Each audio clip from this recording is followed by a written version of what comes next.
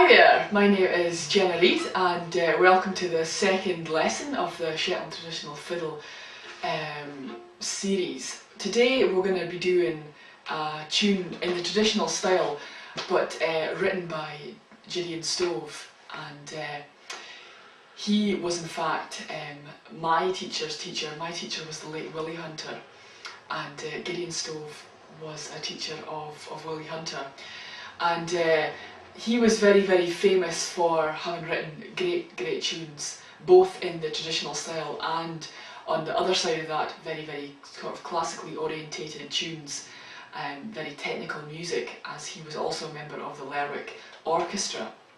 And as I said in the last lesson, all of these materials and information can be found online, so I hope you've downloaded all of that, as it's all very beneficial to the lessons. So we're going to continue on and we'll make sure we're in tune. And the first lesson was in fact a traditional tune, and we're going to carry on in that vein, with the slight difference of it being a composed tune in the style of a traditional Shetland tune. So let's make sure we're in tune. Start off with our A string. And then our D. Then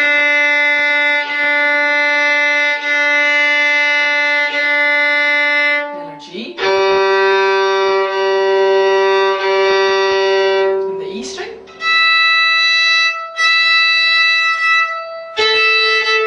So we should be all tuned up and ready to go now. Now this is a tune, as I said, written by Gideon, and it's called Willie Wast Loch. Now this talks about, very simply, a friend of his probably, called Willie, who lived west of Loch.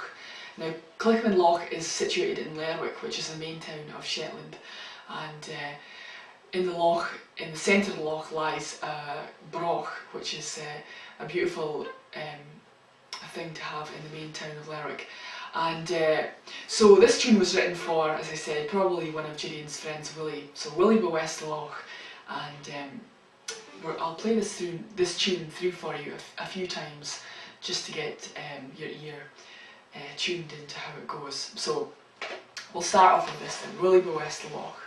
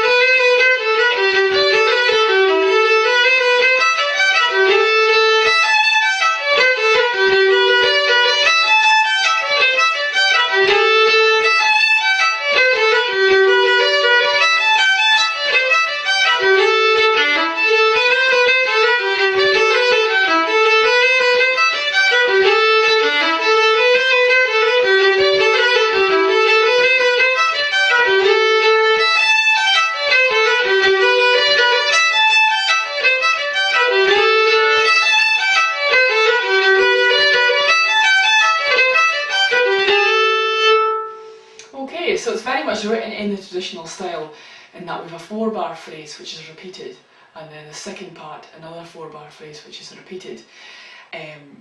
So that's a similarity between more contemporary tunes and traditional ones. However, the difference is, you'll have seen from the first lesson, the difference is in this tune is that we're having less ringing strings. Less of the simultaneous strings ringing together at the same time.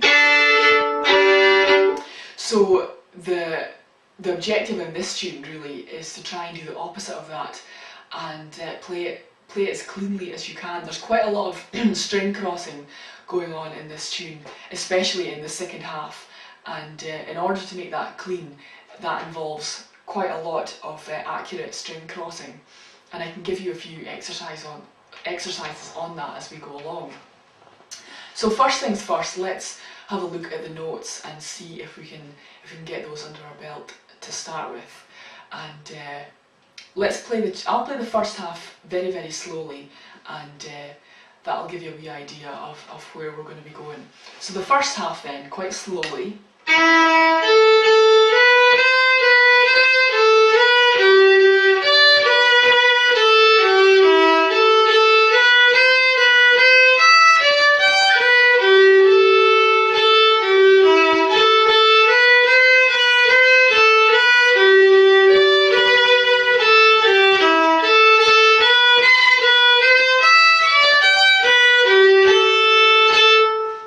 So that's the first half, so let's just take that a phrase at a time, and as I said in the first lesson, there's always a lot of repetition going on in either traditional tunes or ones that are in that style. So let's have a go at the first half and see how that goes. So starting on our first finger on the D string, our E, and remembering that this tune is in the key of A minor, so look out for your lack of sharps, so watching out for your C naturals and your F naturals. So let's go from the top then, starting with the first phrase.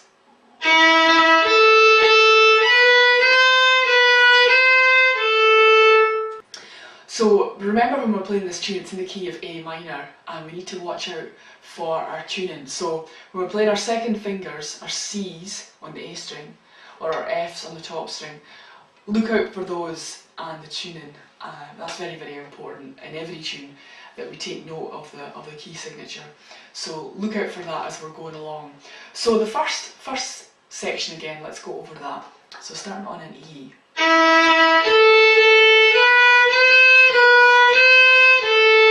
And again.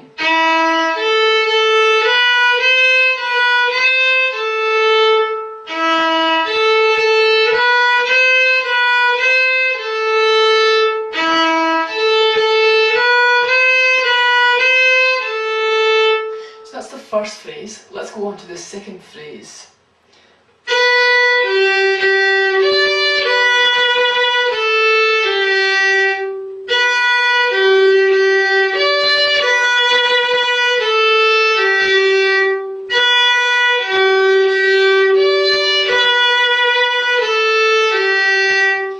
Now in that little phrase, the notes aren't difficult, but there's a little bit of string crossing, which is something that has to be looked at just to make it cleanly, and it's between the third finger on your D, your G, and the third finger on the A to make a D. Now that happens in that second phrase, so try and watch out for that and try and cleanly cross from the string to the string. Now unfortunately there's not really an easy way of making this sort of straightforward and simple. It just requires a little bit of practice.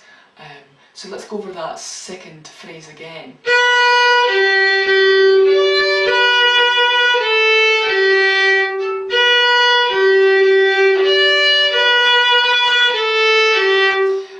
I'm making sure that I'm keeping my finger very, very much so upright, so I can cross over, I can just rock back over to the third finger on the A string. It's very important to play with your fingers upright, right on the tip, rather than on the pads. You get a much more accurate note, and when it comes to string crossing, you can do that much more fluently with your finger upright with a 45 degree angle rather in here. So let's look out for that again. Let's have another practice and do that second phrase again.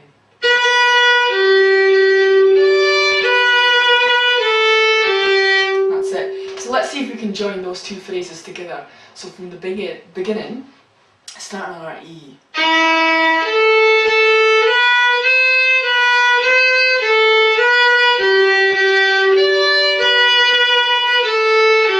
Let's do that a few more times now.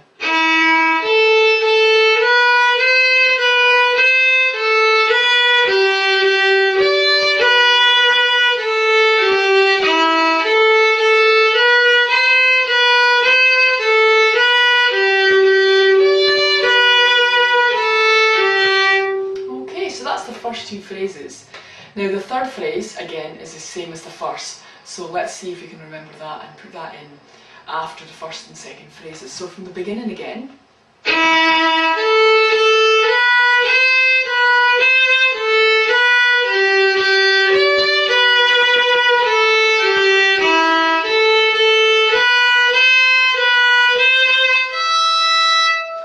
that's the only variation on this phrase. We're going to go up to an E at the end. So let's just practice that one more time. The third phrase on its own then.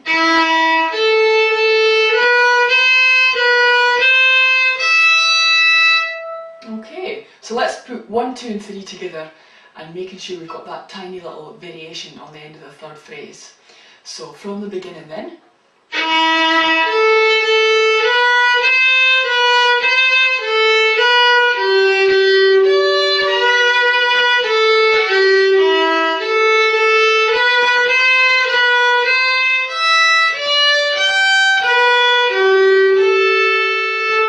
Now I added in the last section there, just so you can see how it all fitted together.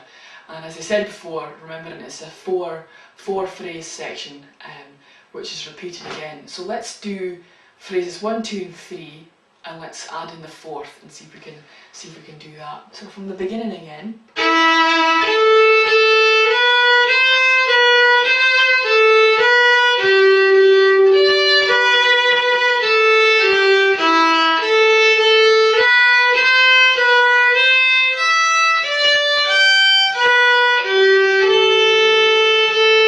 So that's the ending phrase. Now as you can see, there's quite a lot of string crossing going on, and it's very important to try and get those notes very clean.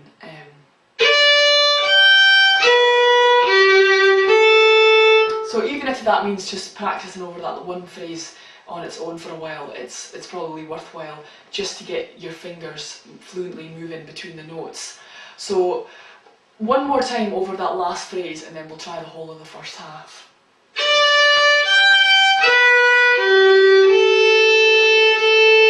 So let's go from the beginning and we'll do it 2 times through.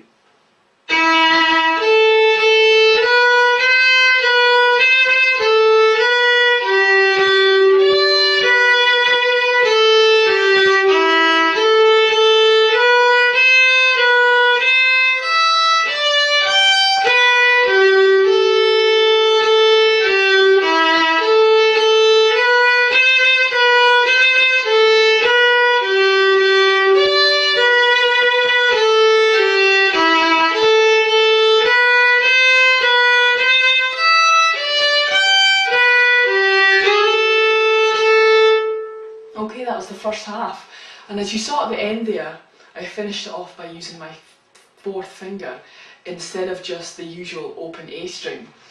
And personally I like to use this quite often in tunes, as it gives quite a lot of more body to the note, and instead of just finishing on an open A, there's nothing wrong with that, but if you can add in a 4th finger, it does add a lot more guts to that note, like this. Okay, now all I was doing there was using my 4th finger on the D string to make an A.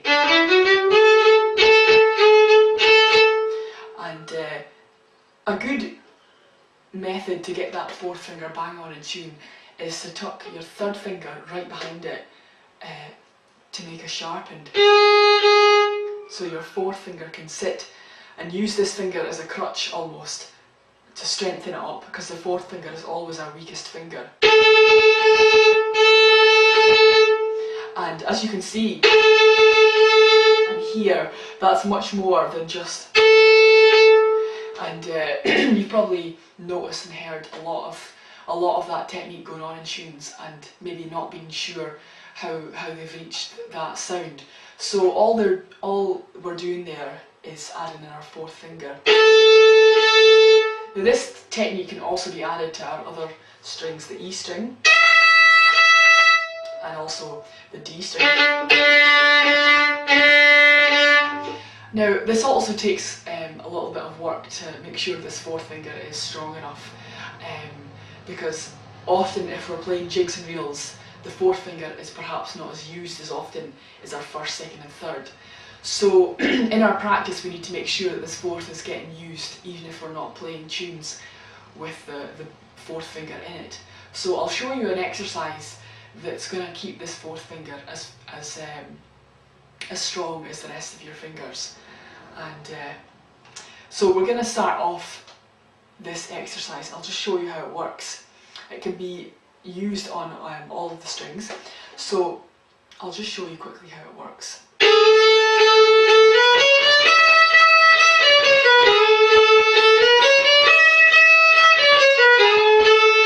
So it's a very simple exercise, getting used to the fourth finger.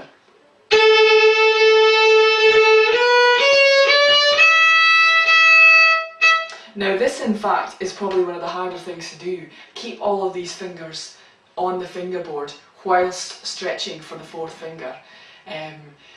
It's very, very easy to get into the habit of letting these fingers fly out to try and reach for your fourth finger. If you can avoid that, it's better if you can. As I say, it's much less work for ourselves if the fingers are near the fingerboard, and then as soon as they're needed to play, they're right there and it can be quickly placed onto the fingerboard, and you've got a greater chance of hitting your note in tune. However, if we're stretching out for our fourth and all of our fingers are flying out, then as soon as they need to be played, they'll be coming from a greater distance down to the fingerboard, and it's harder to hit your note in tune. And it's obviously you're using much more energy back and forth and back and forth. So try and avoid doing that if you can. And again, this is a sort of technique that does take a little bit of practice, and to try and will these fingers into staying down is quite difficult, but it's very, very worthwhile. And as I say, a few times around this exercise when you're practicing does help a lot. So let's go over it one more time.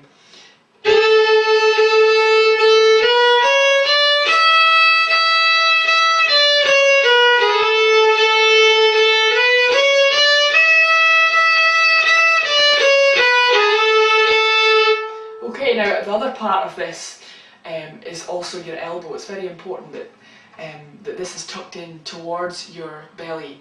Now, it should be sitting like that anyway, but because our hand is stretching further over onto the fiddle to get this fourth finger into place, your elbow will naturally have to be pulled in towards yourself.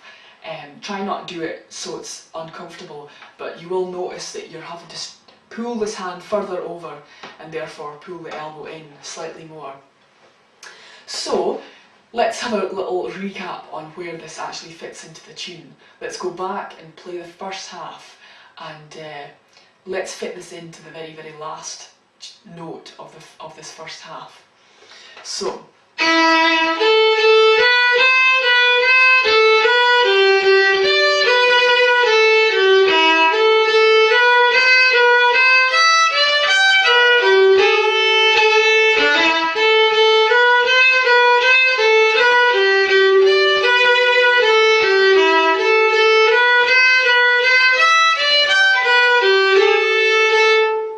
so it's just a nice effect to have that within your tune, and as you go on to learn more tunes, regardless of what tradition they come from, whether it's the Shetland tradition or from the mainland of Scotland, it's a technique that you might more and more use, and so it's very helpful. And also it's very helpful to keep this fourth finger strengthened, because the more technical your tunes become, the more often your fourth finger will need to be used. So that was the first half of Willie West Loch, and we're going to go on and learn the second half. And let me play it through for you just to remind us how it goes. Starting up on the E string. So.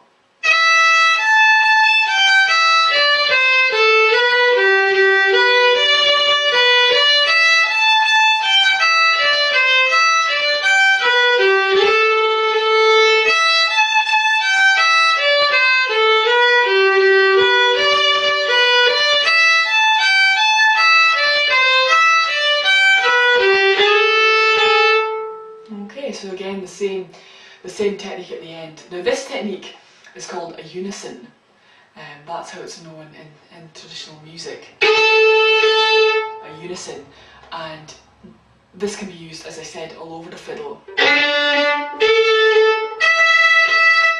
So feel free to try different ways of practicing it, but that technique I showed you earlier on is a good way to practice it, and it's very, very helpful in lots of tunes. So let's take the second half now, and see if we can piece that together. So starting from the top, up on the E string.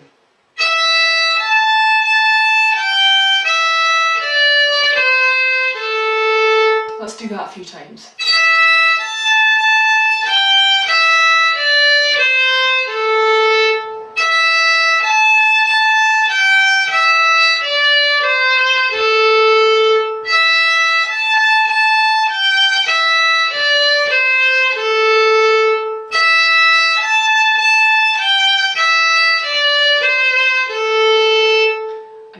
Follow it with this.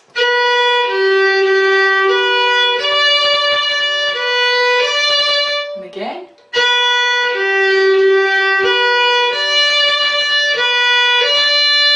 Once more.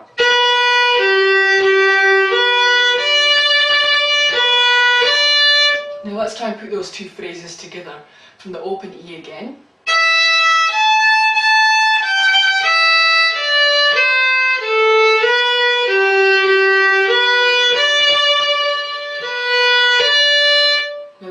Two leading notes put us back into the next phrase.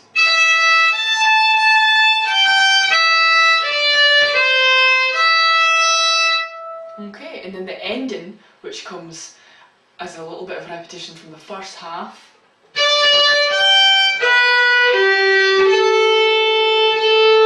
Okay, so let's go over all those little parts again. So from the beginning.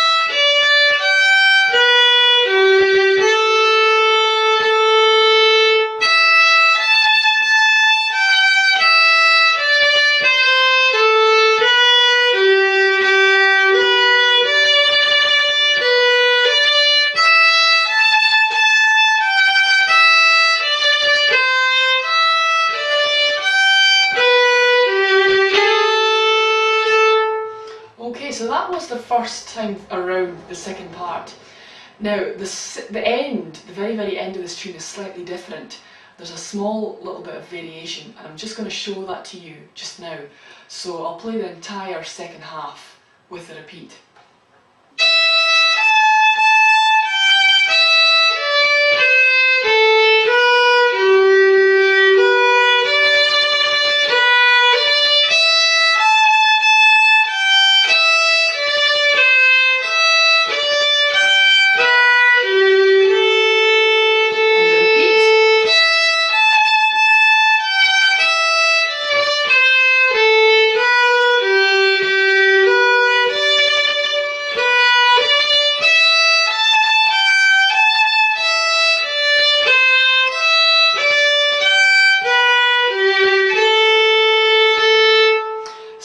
Notice there the little bit of change that happened there just at the end.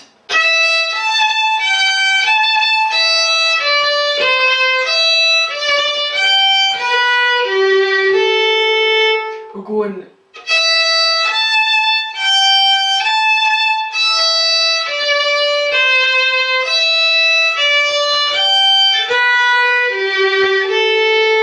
so that's the only little part of variation that's built into that second half. So how about we try and play it through the full section with the repeat and add in that variation on the end, and that'll almost bring us to the conclusion of this tune.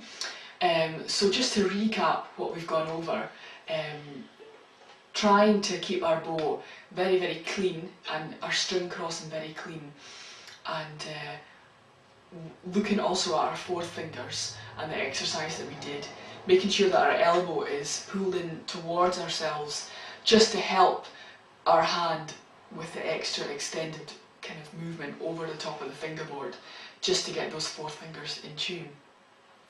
So let's have a go at the second part and then we'll play the whole tune in full. So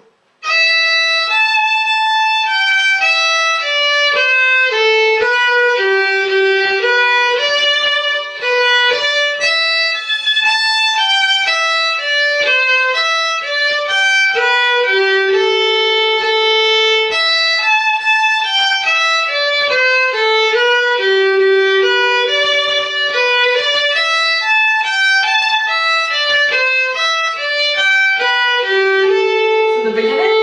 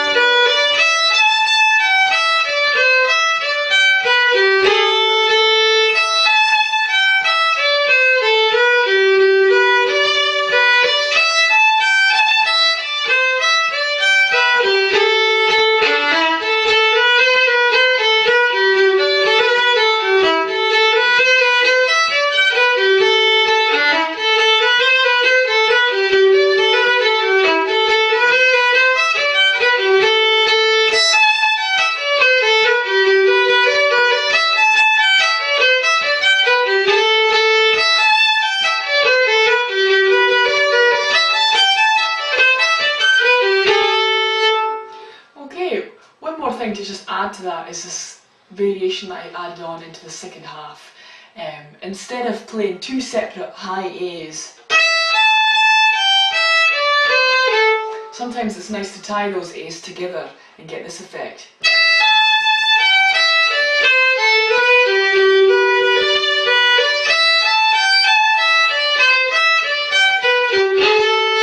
Okay, so that's just another small variation that you could add into this tune if you wanted to. So that's Willie the West Loch, and again, if you need any more materials, then do look online for that. And that is the end of our second lesson.